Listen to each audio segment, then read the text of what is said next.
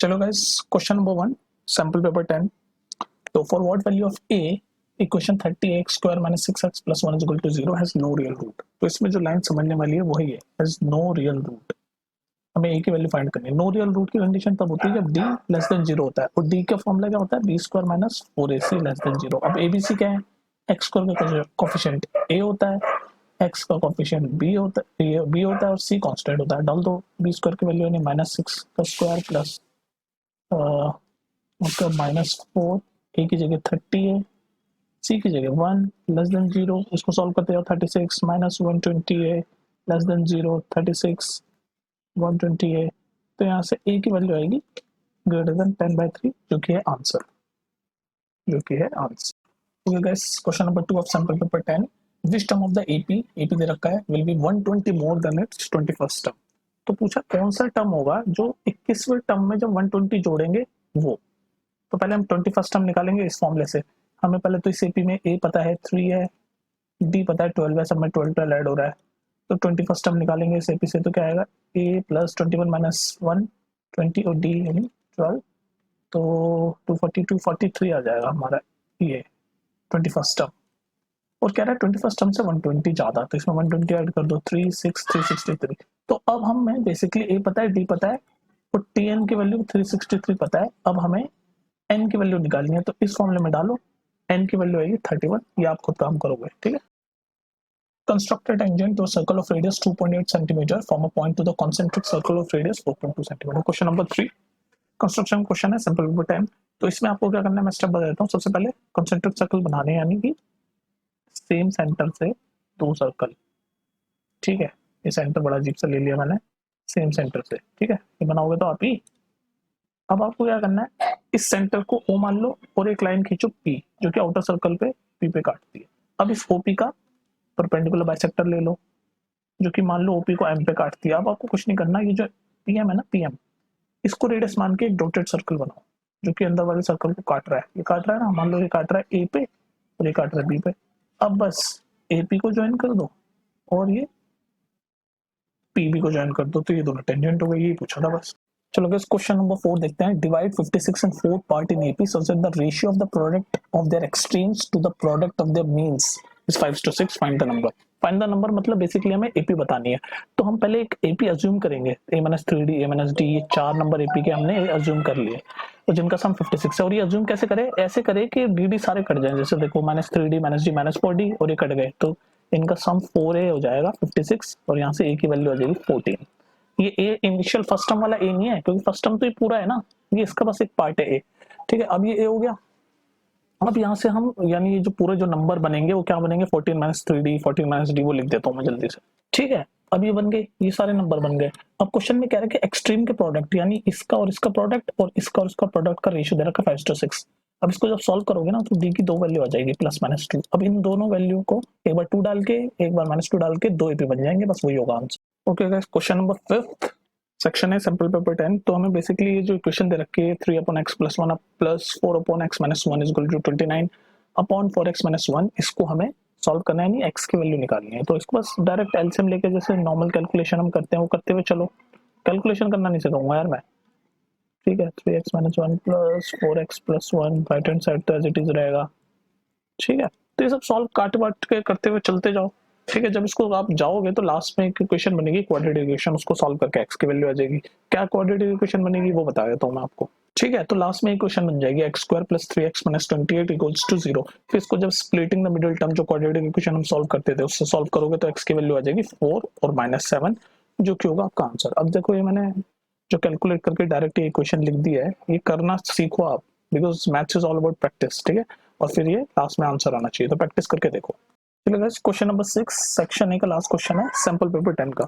तो हमें इस क्वेश्चन में क्यूमुलेटिव फ्रीक्वेंसी, ये जो है ना, ये क्यूमुलेटिव फ्रीक्वेंसी दे रखी है 17 20 29, और हमें बनानी है नीचे फ्रीक्वेंसी। तो यहाँ फ्रीक्वेंसी बनानी है, तो पहले तो इंटरवल लिख दें। बिलो 20 क्या होता है, 0 से 20, बिलो 40 20 to 40, ये सब लिखो पहले, ठीक है। 60 to 80, 80 to 100। अब उसके बाद ये जो क्यूमुलेटिव फ्रीक्वेंसी दे रखी है, इसको हमें फ्रीक्वेंसी में कन्वर्ट करना है। तो कैसे करोगे, फर्स्ट तो एज इट इज लिख दो 17, उसके बाद फिर जो सेकंड माइनस फर्स्ट करते हुए चलो, तो 22 - 17 5, 29 - 22 7, 37 माइनस 29 8, 50 माइनस 37 30, बस इतना ही पूछा था। ये बन गई फ्रीक्वेंसी चार्ट, फ्रीक्वेंसी चार्ट या फ्रीक्वेंसी टेबल, ये पूछा था इन्होंने, form the frequency distribution table. I hope आपको ये समझ आ गया होगा। तो नेक्स्ट क्वेश्चन पे चलते हैं, सेक्शन बी। ठीक है, दिख रहा है ना सब, प्रैक्टिस करते जाओ जल्दी जल्दी। ओके गाइस, क्वेश्चन नंबर 7 ये कंस्ट्रक्शन का क्वेश्चन है। मेरे हिसाब से ऐसा एक क्वेश्चन आप पेपर में देखने की पूरी पूरी उम्मीद रखो। तो क्वेश्चन कहता है construct a tangent to a circle of radius 5 centimetre from a point of concentric circle of radius 7 centimetre. Concentric circle वो होते हैं जिनका सेंटर एक ही होता है, तो एक ही सेंटर है, एक सर्कल बना है रेडियस 5 का, और उसी सेंटर से एक सर्कल बना है रेडियस 7 का, ये बना दे दूसरा सर्कल। ठीक है, अब इसको ज्वाइन कर दो, ये सेंटर O मान लो, और ये बाहर वाले सर्कल पे एक पॉइंट P मान लिया। अब इस OP का एक परपेंडिकुलर बाइसेक्टर ले लिया, और मान लो ये OP को M पे काट रहा है। अब आप क्या करो, इस MP से जो मैं ब्लू कर रहा हूँ इसको रेडियस मान के एक डॉटेड सर्कल बनाओ जो इनर वाले सर्कल को काट देगा। ये काट रहा है ना, अभी जो इनर वाले सर्कल को काट रहा है इसको R और S पॉइंट ले लो। अब बस ये ज्वाइन कर दो, PR ज्वाइन कर दो और PS ज्वाइन कर दो, ये तो टेंजेंट मिल गई। ये तो कह रहा था कंसेप्ट टेंजेंट, हो गई टेंजेंट।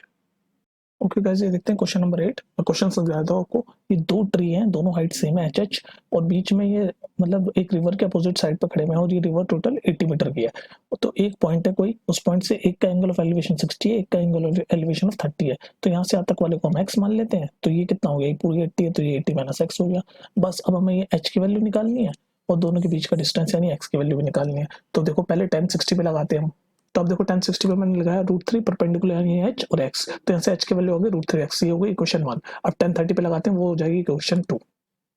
अब देखो यहाँ पे 1030 पे लगाया मैंने, 1030 की वैल्यू थी 1/√3, ये हो गया परपेंडिकुलर h और नीचे हो गया 80 माइनस x। तो यहाँ से h की वैल्यू क्या आएगी वो देखो, तो यहाँ से h की वैल्यू आई 80 माइनस x अपॉन √3, तो ये हो गई इक्वेशन 1 और 2।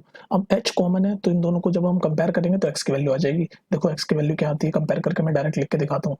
तो जब इक्वेशन फर्स्ट और 2 को कंपेयर किया तो x की वैल्यू हो गई 20, और इस x की वैल्यू को इसमें डाल दो तो h की वैल्यू भी आ जाएगी, बस खत्म। ओके, इस क्वेश्चन को देखो, बड़ा इंटरेस्टिंग क्वेश्चन है, क्वेश्चन नंबर 10 सैंपल पेपर 10। ठीक है, तो इसमें क्या क्या रखा है, हमें ये x की वैल्यू फाइंड करनी है, बेसिकली ये AB हमें फाइंड करना है, और ये दे रखा है OS10। ठीक है, अब देखो ये जो हमें पता है कि टेंजेंट का जो पॉइंट ऑफ कांटेक्ट होता है वो रेडियस से परपेंडिकुलर बनाता है, ये परपेंडिकुलर है। तो इसको अगर हम ज्वाइन करेंगे, ये भी टेंजेंट का पॉइंट है, ये परपेंडिकुलर, तो ये तीन एंगल 90 हो गए, तो ये भी 90 हो गया। अब ये जो देख रहे हो आप OSAP एक स्क्वायर हो गया। क्यों स्क्वायर हो गया, क्योंकि सारे 90 डिग्री हो गए। तो यहाँ से यहाँ तक की लेंथ 10 दे रखी, तो ये भी 10 होगी। हमें ए भी फाइंड करना है, तो हमें पी भी और पता चल जाए। अब देखो इस सी पॉइंट से सी आर एक टेंजेंट है 27 की, तो सी क्यू भी 27 की होगी। तो यहाँ से यहाँ तक ये 27 है और टोटल 38 दे रखा है, तो यानी बी क्यू कितना हुआ, ये 11 हो गया। अभी बी क्यू 11 है तो बीपी भी 11 होगा। क्यों, क्योंकि ये भी तो देखो एक एक्सटर्नल पॉइंट से टेंजेंट है जो सेम होती है। तो बस 10 + 11 ए भी हो गया 21, और यही पूछा था क्वेश्चन में। इस तरह क्वेश्चन कितने सारे कर लिए। क्वेश्चन नंबर 11 देखो, क्वेश्चन समझ लो पहले। एक 50 मीटर की बिल्डिंग है और एक लंबा सा टावर है। तो उस टावर के टॉप से, बिल्डिंग के टॉप का एंगल ऑफ डिप्रेशन 30 डिग्री है ये रहा।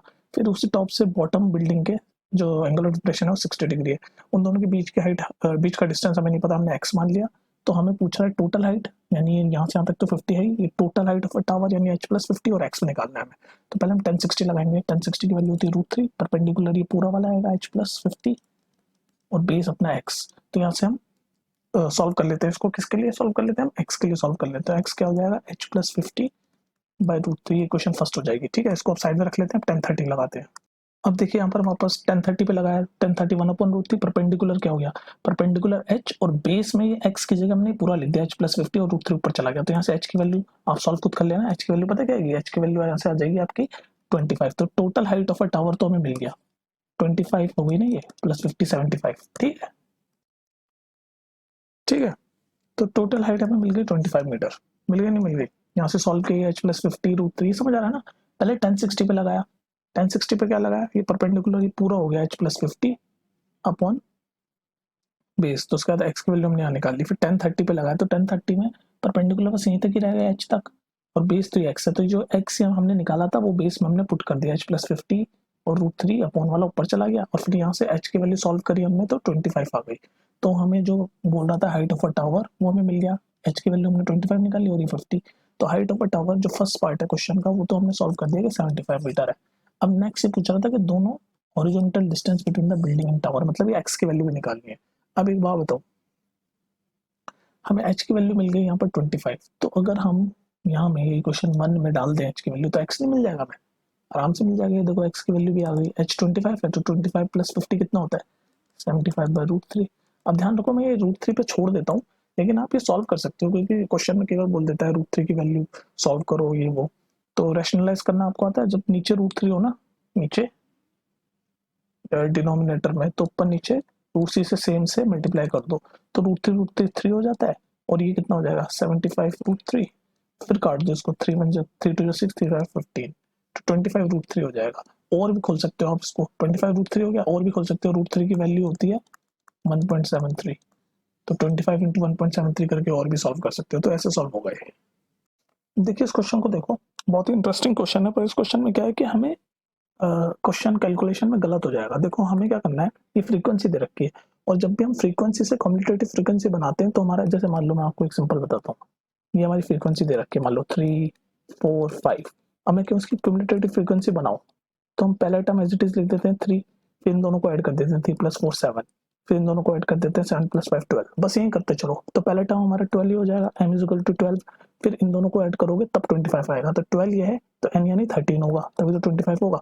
फिर इन दोनों को ऐड करोगे तो ये आएगा, तो 25 + 10 वो 35 होगा, फिर इन दोनों को ऐड करोगे तब 43 आएगा, तो वो 35 है, तो p हमारा 8 होगा, तभी तो 43 होगा। फिर इन दोनों को ऐड करोगे तो 48 होगा, तो 43 + 5 करेंगे तभी 48 होगा, तो क्यूब हमारा 5 हो गया। फिर इन दोनों को ऐड करो तो r आता है, तो 48 + 2, तो r हमारा 50, answer solve. Question number 13 case based question, उसका फर्स्ट पार्ट है। ये दो फिगर दे रखे हैं, एक स्क्वायर दे रखा है जिसका रेडियस 6 है, और एक कोन दे रखा है जिसकी हाइट 5 है और रेडियस 3.5 है।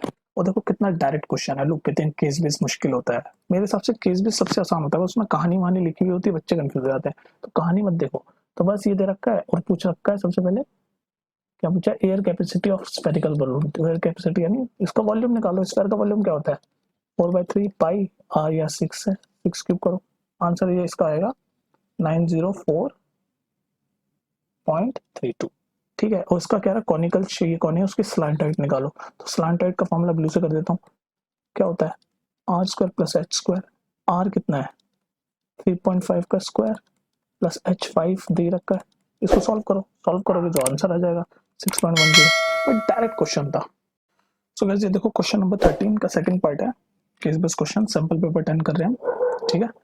तो इसमें क्या रखा है, if the air of a spherical balloon is transfer into the cylinder.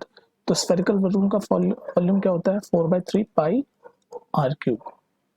ठीक है, तो r की वैल्यू दे रखी है क्वेश्चन में 6, तो इसकी जगह 6 क्यूब कर दो, विच इज इक्वल होगा सिलेंडर के। तो सिलेंडर का वॉल्यूम क्या होता है पाई r, ये सिलेंडर का रेडियस दे रखा है 4², और हाइट पूछिए तो हाइट यहाँ लिख दो, बस इसको सॉल्व कर दो यार। अब क्या आएगा, तो 6 क्यूब और नीचे 12, तो ये 2 हो जाएगा, 36 18 आ जाएगी हाइट। मैंने जल्दी जल्दी सॉल्व कर दिया, आप अपनी स्पीड पे कर सकते हो। क्वेश्चन नंबर 14, सैंपल पेपर 10, 14 का फर्स्ट पार्ट। फिर से मैंने कहा केस बेस्ड क्वेश्चन दिखने में बड़े होते हैं इजी। तो एक फिगर है, एक्सटर्नल पॉइंट पी है जिससे दो टेंजेंट जा रही है P Q P R, radius दे रखा है 4 और एंगल दे रखा है ये Q P R 90 degree, Q P R ये पूरा एंगल 90 है, तो अगर मैं यहाँ से ज्वाइन करूँ तो ये 45 हो जाएगा, एंगल बाइसेक्टर हो गया ना, ये पूरा 90 दे रखा है क्यू पी आर, तो ये 45 हो गया। ये तो 90 है ही, क्यों, क्योंकि रेडियस और पॉइंट ऑफ कॉन्टेक्ट 90 होते हैं। ठीक है, तो अगर मैं इसमें ओ पी क्यू, ये जो मैं ब्लू कर रहा हूँ ओ पी क्यू, इसमें वो लगाऊं पाइथागोरस 1045 की, तो 1045 की वैल्यू तो पहले मैं 1 लिख देता हूँ, परपेंडिकुलर क्या हो गया ये ओ क्यू, और बेस क्या हो गया पी क्यू, ओ क्यू की वैल्यू 4 है, बस तो पी क्यू की भी 4 हो गई, और यही पूछा था क्वेश्चन में, 4 आ गया आंसर। ओ क्यू की वैल्यू 4 क्यों है, ये रहा ना, ये तो दे रखा क्वेश्चन में 4 रेडियस, तो पी क्यू भी 4 हो गया, that's it. Okay, last question है सैंपल पेपर 10 का, और ये क्वेश्चन भी बहुत ईजी है, केस बेस, नाम बड़े दर्शन छोटे, बस नाम ही होता है केस बेस, हवा में ना होता है, बहुत ईजी होते हैं। दे रखा है PQ and PR are inclined to each other at an angle of 80 degree, inclined to each other at an angle of 80 degree, तो बेसिकली इन दोनों के बीच का एंगल दे रखा है 80 डिग्री, और पूछ रखा है QOR, मतलब ये वाला एंगल पूछा है QOR। अब मेरे को एक बात बताओ, QP या फिर यहाँ से ले लो OQPR, ये जो मैं पिंक कर रहा हूँ OQ, ब्लू कर रहा हूँ OQPR, ये क्वाड्रिलेटरल है, ओ क्यू पी आर, और क्वाड्रिलेटरल का सम कितना होता है 360 डिग्री, ये 80 है, हमें पता है 90 होगा। क्यों 90 होगा? क्योंकि पॉइंट ऑफ कांटेक्ट और रेडियस 90 बनाते हैं, ये भी 90 होगा, पॉइंट ऑफ कांटेक्ट और रेडियस, ये 90, ये 90, ये 80, तो ये ऑटोमेटिकली 100 हो जाएगा। बस यही पूछा था, दैट्स इट, इतना इजी था, हो गया ना सॉल्व।